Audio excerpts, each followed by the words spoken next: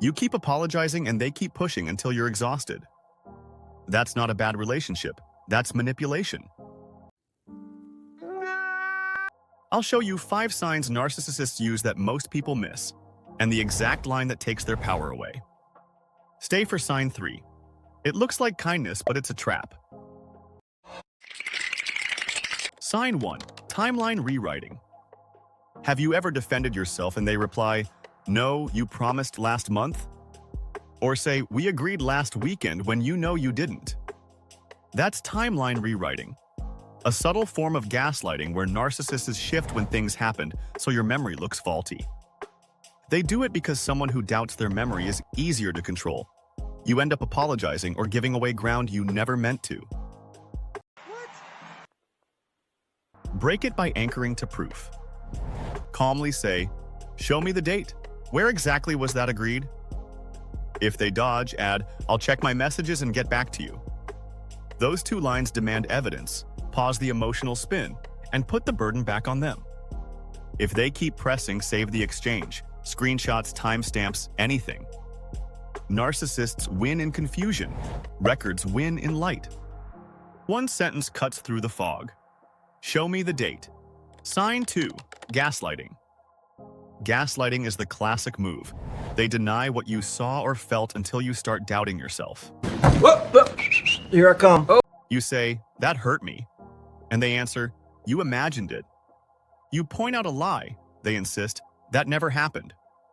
The goal isn't truth. It's control through confusion. The defense is clarity. Repeat their words back and forth definition. "You just said I imagined it. Are you saying my feelings aren't real?" When vague denial is forced into exact language, the trick collapses. Gaslighting only works in fog. Repeat their words and the fog clears. Okay. Sign 3. Selective generosity.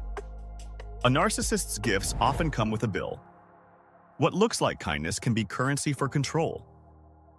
I should buy you a gift. Weeks later you hear, "After all I've done for you, you owe me this."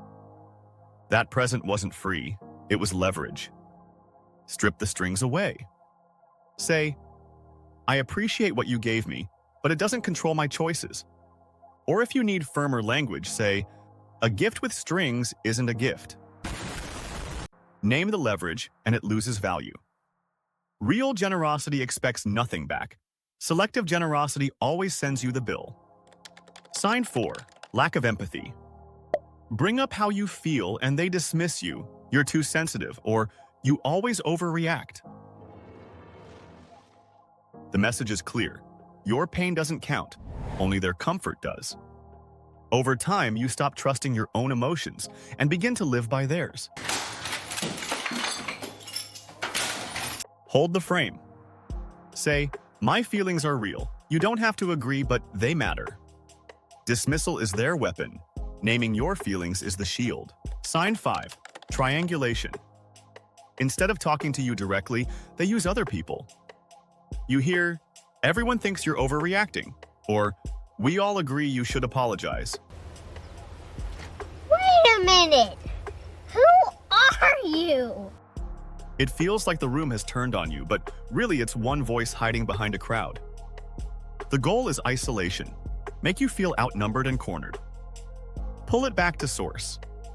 Say, "If this is about me, let's talk directly," or "I want to hear it from them myself."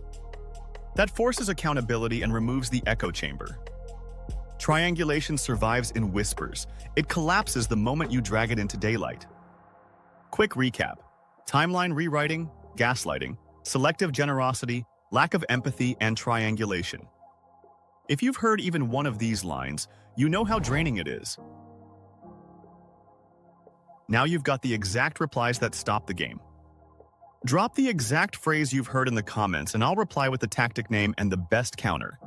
Your example could be the one that helps someone else. Stay sharp. Stay steady. Remember, you own the frame, not them.